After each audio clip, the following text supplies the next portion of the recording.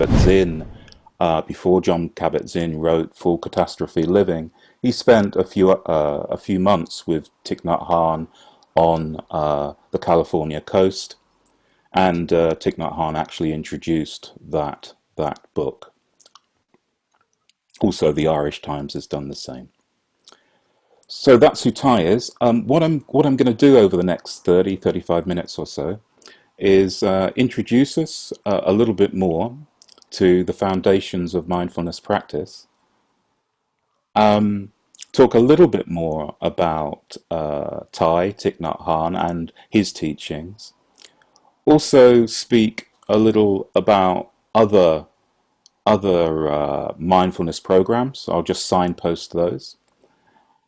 And also I'll finish around a little bit more around deep listening, loving speech, non-attachment to views, which I hope will support some of the discussions we all have later. But first, I thought I'd offer a guided meditation so we can come back to the present moment, so we can come back to our bodies, so we can find some ease and some calm, so we can touch our hearts. And it will only be a short guided meditation, one written by Thich Nhat Hanh. So please make yourselves very comfortable. If you're sitting on a chair, perhaps have your feet placed, the soles of your feet on the ground, your back and your neck aligned. A dignified posture. You can have your eyes open or shut. And I'll just read what Thai says about this short practice, and then I'll invite the bell, the mindfulness bell. I'll wake it up. I'll wake the bell up like this. Oh, let me put on original sound. It will sound a little bit better if I do that.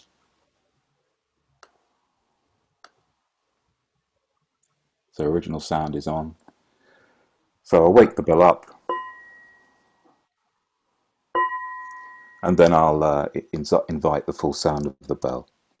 But first I'll read what Thich Nhat Hanh says about this short 10-minute meditation.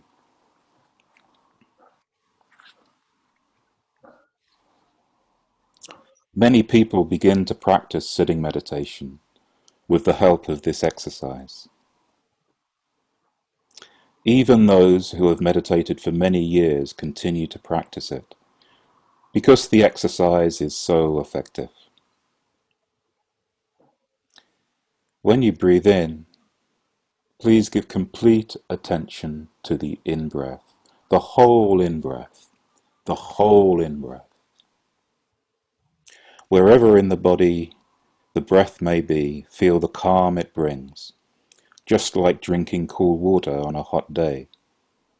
Feel how the breath cools the inner organs of the body. When practicing meditation, if the body is calm, then the mind is calm. Conscious breathing makes the body and mind one. In breathing out, smile to relax all the facial muscles. There are about 300 small muscles in the face. And if you don't feel like smiling, if it's not authentic for you to offer a gentle smile, then that's okay, because somebody here in our practice community will be smiling for you. Somebody will be smiling for you. The half smile can be seen as a sign of the calm brought by the in-breath. But it is itself also a means of attaining comfort and a clearer awareness of peace and joy. The conscious breathing and smiles should be practiced during 5, 10, or even 15 in and out breaths before moving to the second stage of the guided meditation.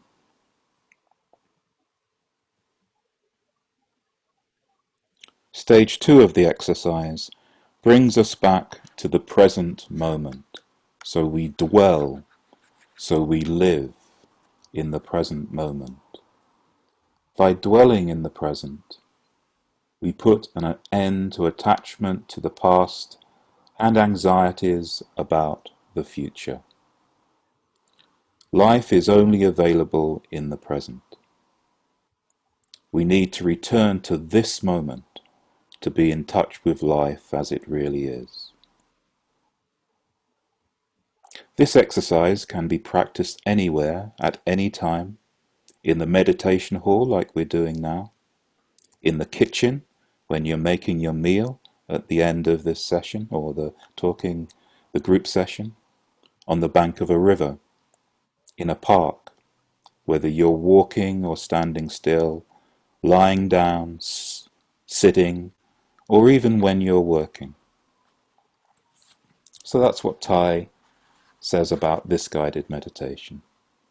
So I'll invite the bell 3 times, and then we'll begin for 10 minutes or so.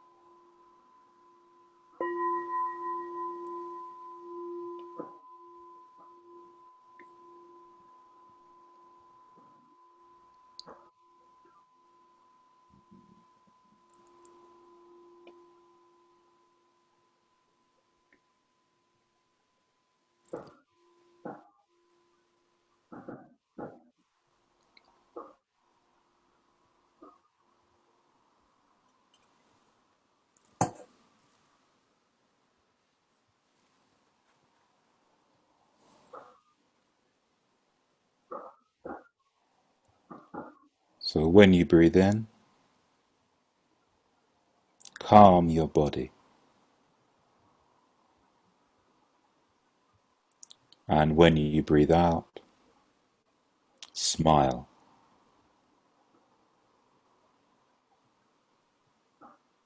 Calming the body, smile.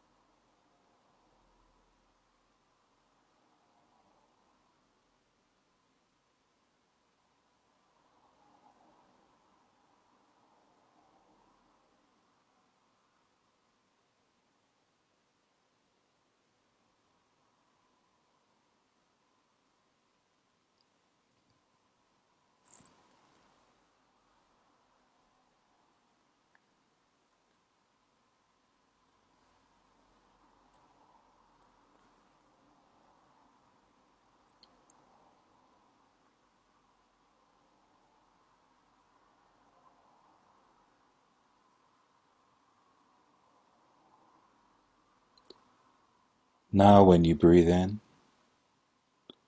dwell in the present moment.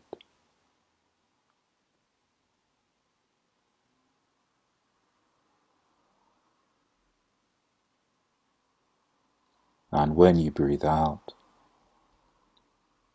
know it's a wonderful moment.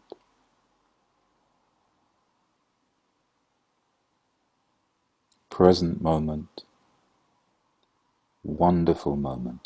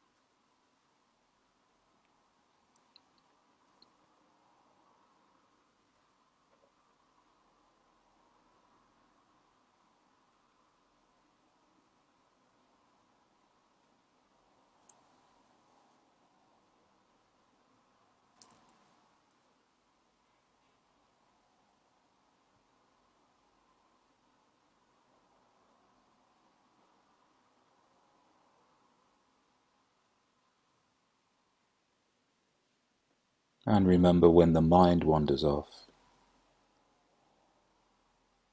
Notice that the mind's wandered off. And gently, without any judgment, return your attention to the conscious breath. When you breathe in, know you're breathing in. And when you breathe out, know you're breathing out.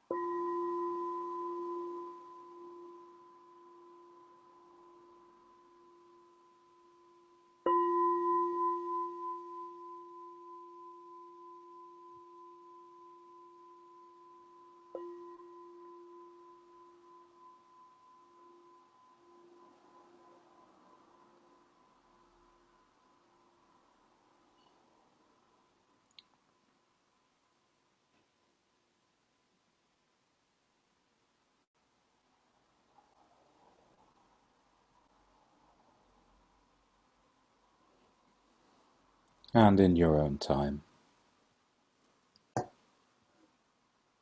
if you have your eyes shut, perhaps consider beginning to open them. If you want to stretch, stretch. If you want to smile even more, smile.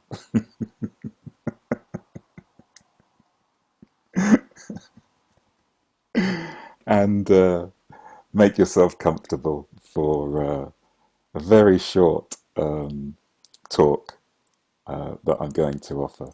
Also, I'm going to offer a few readings. And Renika, my dear, dear friend Renika from The Colours of Compassion, who is bowing to you. And is she smiling to you? Yes, she's bowing and she's smiling to you. Is going to help me with one of the readings. Thanks, Renika. So, what we practiced there was just mindfulness of the breath, dwelling, being at home with the breath. However, I think Will and some of our other speakers have also mentioned how we can bring mindfulness into our everyday life, not just on the cushion. And one of the practices we use a lot in the Plum Village Thich Nhat Hanh tradition is walking meditation. Walking meditation. So bringing mindfulness, so dwelling in the moment every step that we make by perhaps coordinating our breath, taking 2 steps to 1 in breath, 2 steps to 1 out breath, or longer if you wish. Or some people just enjoy the sensation of the soles of their feet touching the earth and their body moving. So mindful walking is a really important practice for us, and it might be a practice that we use in between these sessions when we're going to the kitchen for our cup of tea or water, or when we're going to the kitchen to make our food, which once again we can do with our full attention. So we're not worrying about the future, worrying about the past. We're dwelling in the present moment with peace and with ease. So try walking meditation during the whole of this weekend. As I mentioned, I work in prisons quite a bit, a couple of days a week, offering mindfulness to prisoners. I also work as a Buddhist chaplain in prisons too. And some of the prisons I work in have an energy of fear and anger in them. And so what I want to do is when I walk through the security gate into an environment which is sometimes very hostile and very violent, not just verbally but physically. There is physical violence there. I want to bring some peace, some calm, and some love and compassion to that environment. So I'll often park my car about 15-20 minutes away from the prison, just so I can practice walking meditation to the prison. So when I go in through the gates, I am calm, I am solid, I am peaceful. And I guess all of you are doing great work, activism, Buddhist work, stressful jobs. Well, I think we can take our love and our peace by practicing mindfulness into our work environments too, and into our home. So please try it, along with mindful eating, just taking our time, mindfully eating, mindful deep listening, so listening without judging, just holding what that person has to say before we step in, loving speech, and great self-compassion. Great self-compassion. And see, these are some of the key practices that we use in our tradition. We also use the 5 mindfulness trainings, which Thich Nhat Hanh has offered the world as a contribution to a vision for global spirituality and ethic. And the 5 mindfulness trainings, which you can see on the Plum Village UK and Plum Village website. Plum Village, by the way, is in the Dordogne near Bordeaux, where there's a number of monastics who offer retreats to us.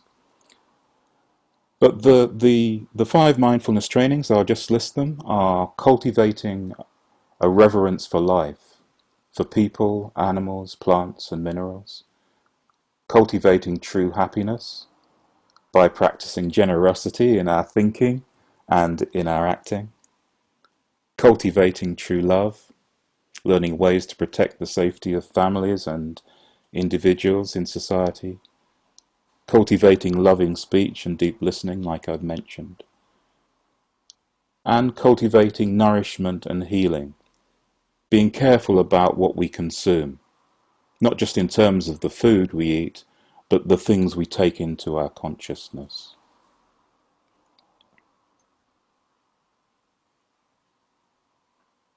So these are the tools, the practices that we use: ethics and mindfulness practices. A little while ago, 2 practitioners in Thich Nhat Hanh's tradition, Maricela Gomez and Valerie Brown, both who practice in the Plum Village tradition and are people of colour, developed the mindfulness training Contemplations as a new paradigm for racial justice and the global pandemic. And I think these contemplations are worth spending 5-10 minutes on. So if you don't mind, I've edited them down, but once again I'll pass them to Will or the team. Renika and I will just speak to these. We'll just recite these for you, and if you would like to have them, we will point you in that direction to receive them and contemplate them yourselves. So I'm going to read the first contemplation. Renika will read the second, I'll read the third, Renika read the fourth, I'll read the fifth.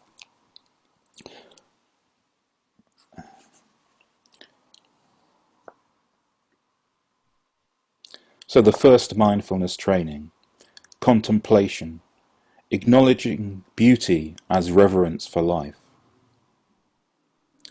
Aware of the suffering caused by oppression and generational harm based on racial, cultural, social, and ethnic inferiority and superiority, and its resultant structures of injustice and harm, I acknowledge the beauty and violence inherent in life. I vow to resist being complicit in systems and structures that continue to perpetrate violence and hatred instead of a reverence of life for marginalized groups.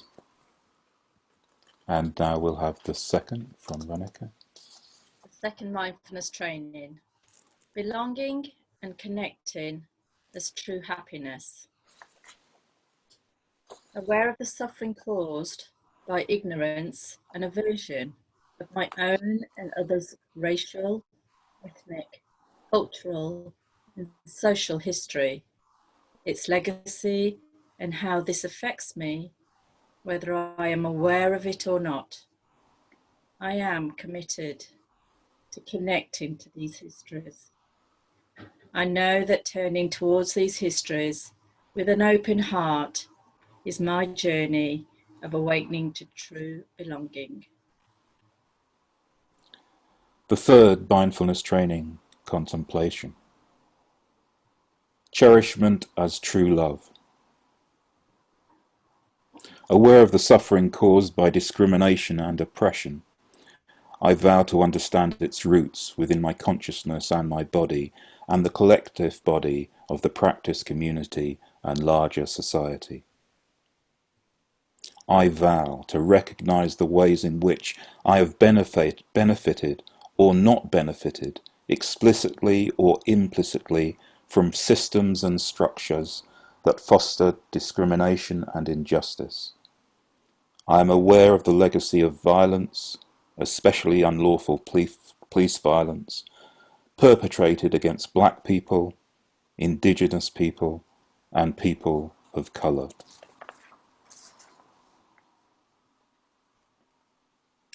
The fourth mindfulness training, vulnerability as loving speech and deep listening. Aware that vulnerability is the essence of our true nature, our humanness.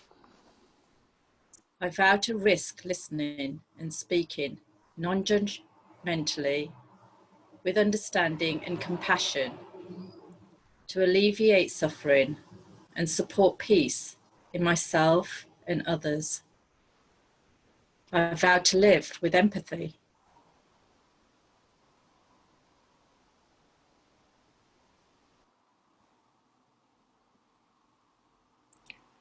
I think Reneke has freezed, so I'll just continue. I vow to live with empathy, compassion, and awareness, to listen for understanding rather than disagreement. When I've hurt others through my unskillful action or speech, I vow to practice making a good apology that acknowledges what I have done and offers sincere regret, knowing that this supports the other person and me. What's the freezing part of a mindfulness technique? Yes, it's a very specific technique, Will, used in the Plum Village tradition. Yeah, that's the one. But you have to be of a high mindfulness standard to be able to do it. She was like, what? Are you back, Ren? Are you back, Reneke? No, you're not. Right. I'm back, but I think I've got a dodgy internet. So sorry, maybe you can continue, Dean. All right, Reneke. So we spotted your high level of mindfulness because Will spotted that was a deep Vietnamese practice. Okay, the fifth mindfulness training. Welcoming as true nourishment and healing.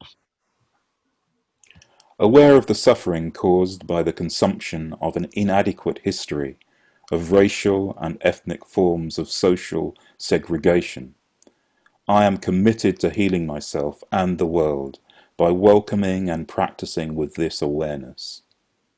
I will notice how my thoughts, perceptions, feelings, words, and actions may have been influenced by these inaccurate histories.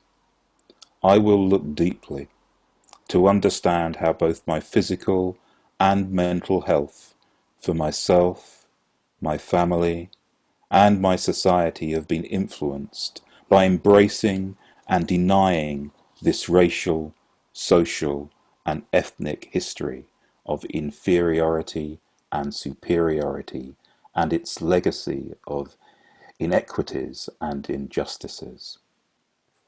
I'll just invite the bell, if you don't mind. So we can return back to our breath just for a second.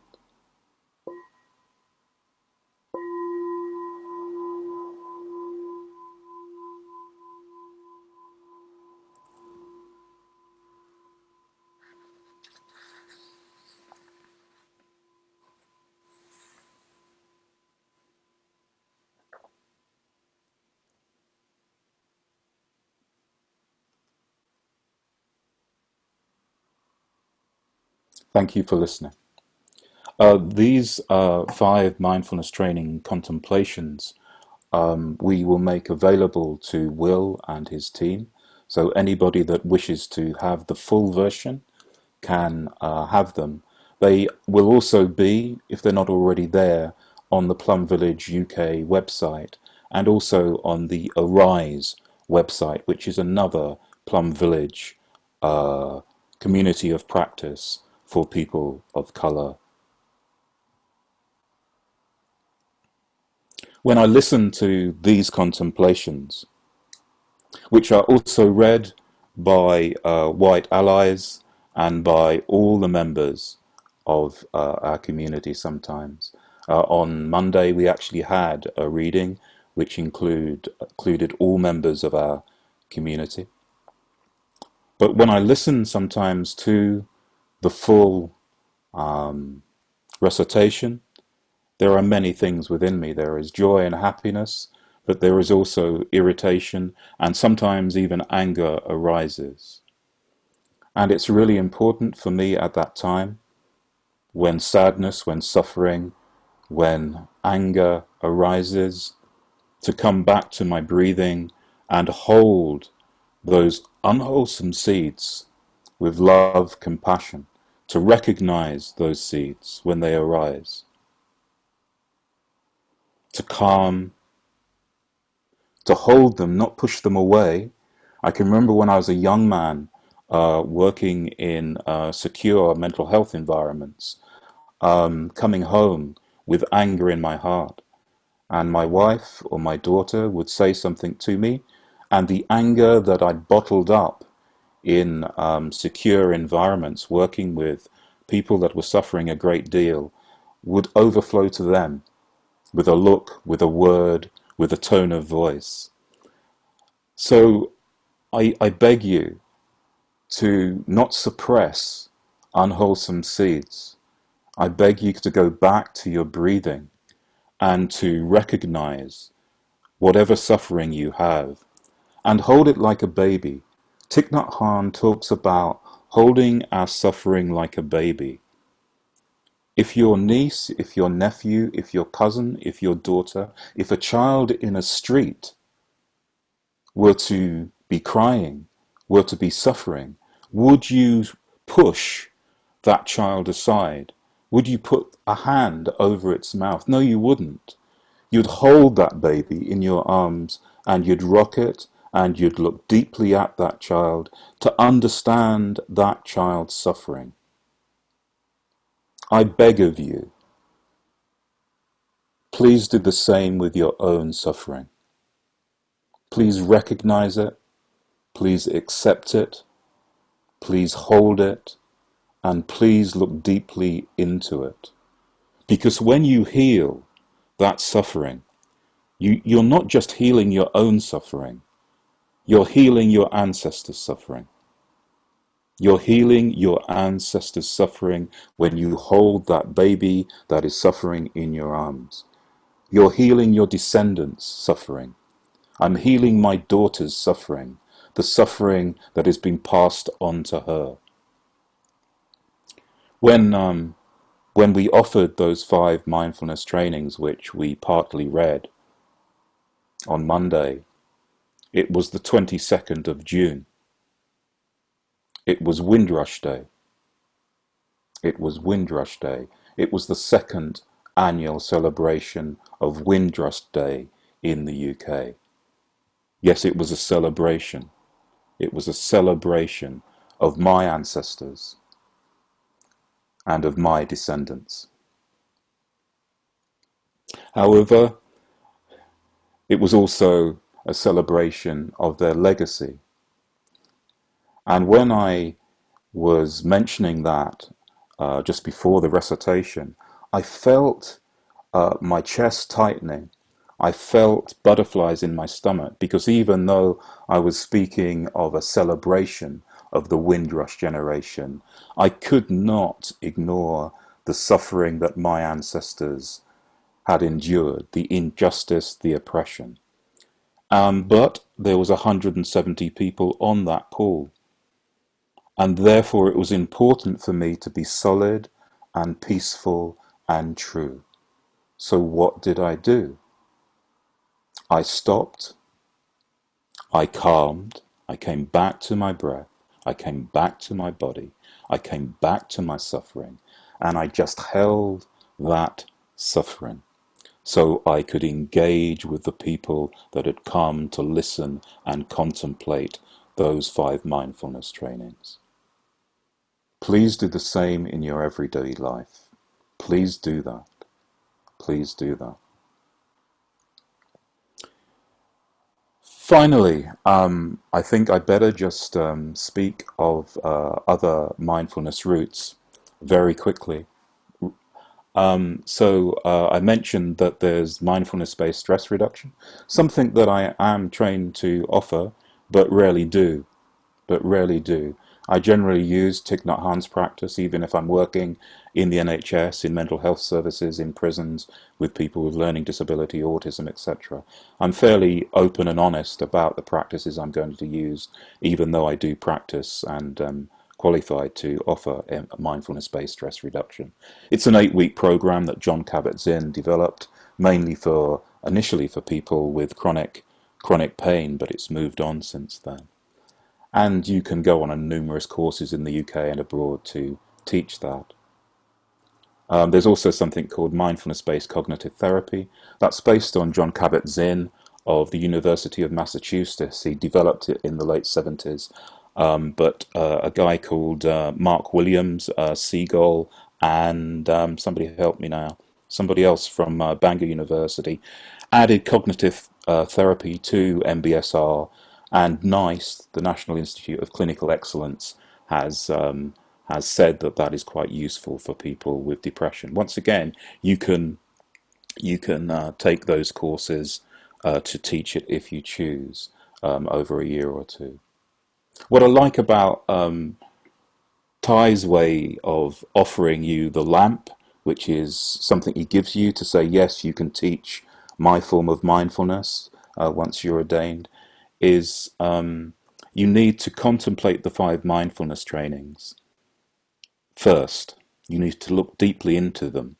And then after a year or two, he'll allow you to receive the 14 mindfulness trainings, once again, which is on Plum Village, which is a much deeper contemplation and practice.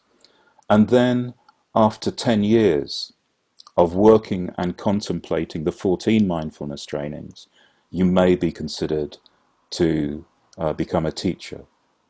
And then with a little smile, Ty will tell you, or some of the senior teachers will tell you, now you have the lamp. If you practice deeply for another 10 years, you may be actually able to teach mindfulness. Wow. And that's why, and I'm so sorry, I was only ordained as a teacher. I was ordained in 2007, but I was only ordained as a teacher in 2016, so my Dharma talks are very, very poor. So I do apologize trying to teach 6 years earlier than I should. But I'll be so old, I might not even be able to speak by the time 10 years comes.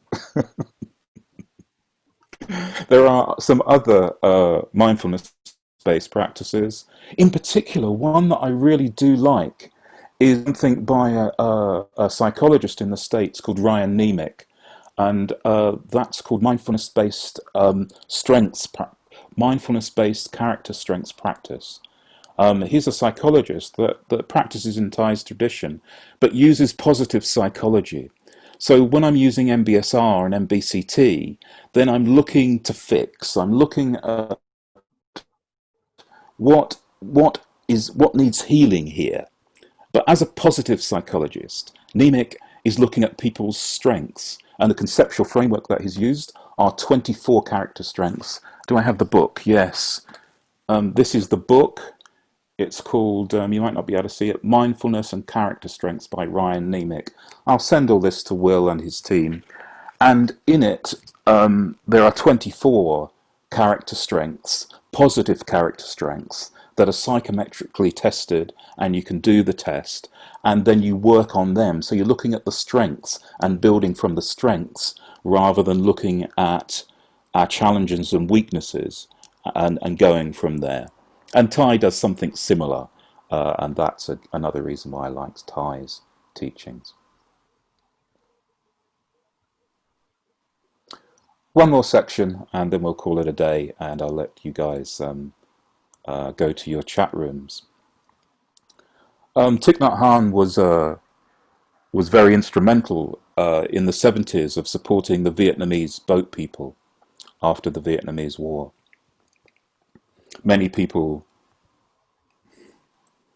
in Vietnam wanted to flee their own home, their own country, because it was not safe.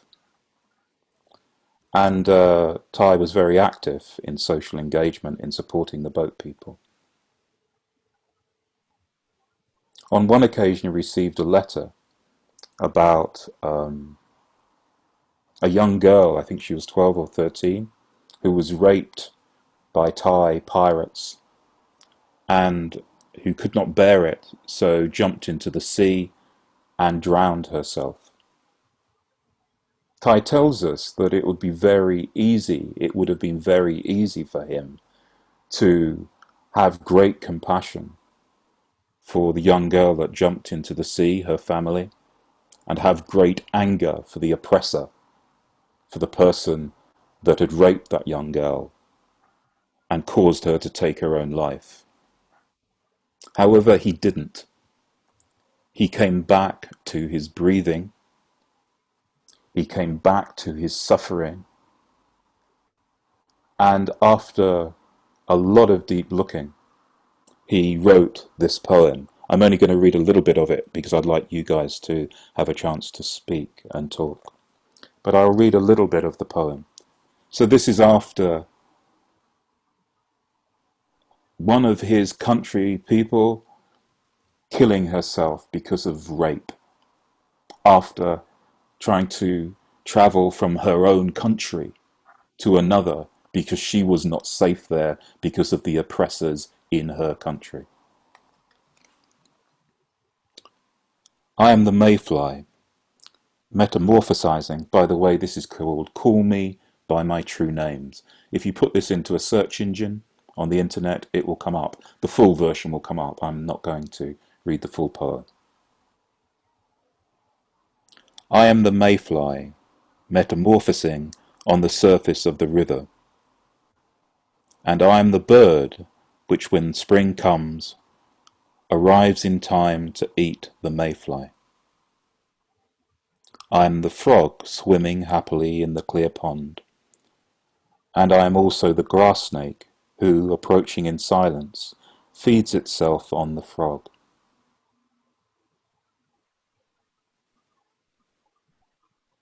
I am the child in Uganda, all skin and bones, my legs as thin as bamboo sticks. I am the arms merchant selling deadly weapons to Uganda. I am the 12-year-old girl refugee on a small boat who throws herself into the ocean after being raped by a sea pirate. I am the pirate, my heart not yet capable of seeing and loving. I am a member of the Politburo with plenty of power in my hands, and I am the man who has to pay his debt of blood to my people, dying slowly in a forced labor camp. My joy is like spring, so warm it makes flowers bloom in all walks of life. My pain is like a river of tears, so full it fills the four oceans. Please call me by my true names, so I can hear all my cries and laughs at once, so I can see that my joy and pain are one. Please call me by my true names, so I can wake up, and so the door of my heart can be left open, the door of compassion.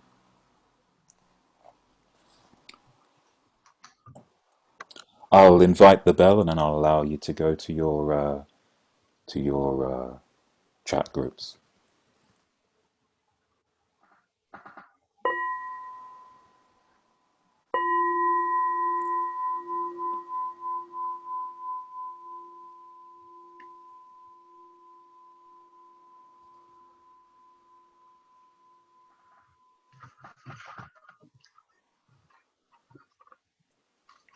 So that's me finished.